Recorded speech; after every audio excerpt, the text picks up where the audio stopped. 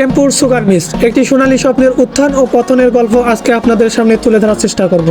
রংপুরের বদরগঞ্জ উপজেলার একটি চিরচেনা নাম শ্যামপুর। আর এই শ্যামপুরের পরিচয় বলতে চোখের সামনে ভেসে ওঠে আকাশের দিকে মুখ করে থাকা এক বিশাল চিমনি। এটি কেবল একটি চিনিকল নয়, এটি উত্তরবঙ্গের হাজার হাজার কৃষকের স্বপ্ন আর বেঁচে থাকার অবলম্বন ছিল। কিন্তু আজ এই চিমনি দিয়ে ধোঁয়া ওড়ে না, সাইরেনের শব্দে আর ঘুম ভাঙে না এই জনপদে। আজ আমরা জানবো এই শ্যামপুর সুগার মিলসের জন্ম এবং নিঃশব্দ হয়ে যাওয়ার না বলা গল্পটা শুরু হয়েছিল আজ থেকে প্রায় ৬ দশক আগে। ১৯৬৪ সালে তৎকালীন পাকিস্তান আমলে এই মিলটির ভিত্তি স্থাপন করা হয়। দীর্ঘ ৩ বছরের নির্মাণ কাজ শেষে ১৯৬৭ সালে প্রথমবারের মতো শুরু হয় চিনি উৎপাদন। সেই সময়টা ছিল উৎসবের। প্রায় ১০০ একর জায়গার উপর দাঁড়িয়ে থাকা এই মিলটিকে ঘিরে গড়ে উঠেছিল এক বিশাল কর্মযজ্ঞ। এলাকার কৃষকরা আশ্বাসে মেতে উঠতেন। মিলের গেটে শত শত মহিষের গাড়ির লাইন, আর সেই আখের মিষ্টির গন্ধে পুরো শ্যামপুর মমমগ করত। বছরের পর বছর ধরে এই মিলটি চিনি সরবরাহ করে গেছে সারা দেশে।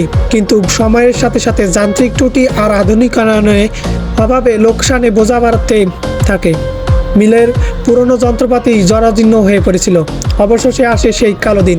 ২০২০ সালের ২ ডিসেম্বর সরকারের এক সিদ্ধান্তে শ্যামপুর সহ দেশের ৬টি চিনিকলের আখমারাই কার্যক্রম স্থগিত করা হয়। দীর্ঘ ৫৩ বছরের পথ চলা এক নিমিষেই থমকে যায়। শ্রমিকদের কোলাহল মুখরিত থাকা আঙিনায় এক নিস্তব্ধ প্রাণ পরিণত হয়। প্রায় ৬ শতাধিক শ্রমিক, হাজার হাজার আখ চাষি এবং অনিশ্চিত ভবিষ্যতের মুখে পড়ে যান। প্রায় ৫ শতাধিক শ্রমিক আজ হাজার হাজার আখ চাষি এক অনিশ্চিত ভবিষ্যতের মুখে পড়ে যান। আজ ২০২৬ সালে দাঁড়িয়ে শ্যামপুর সুগার মিলস কেবল একটি স্মৃতি, তবে আশা এখনও ফুরিয়ে যায়নি।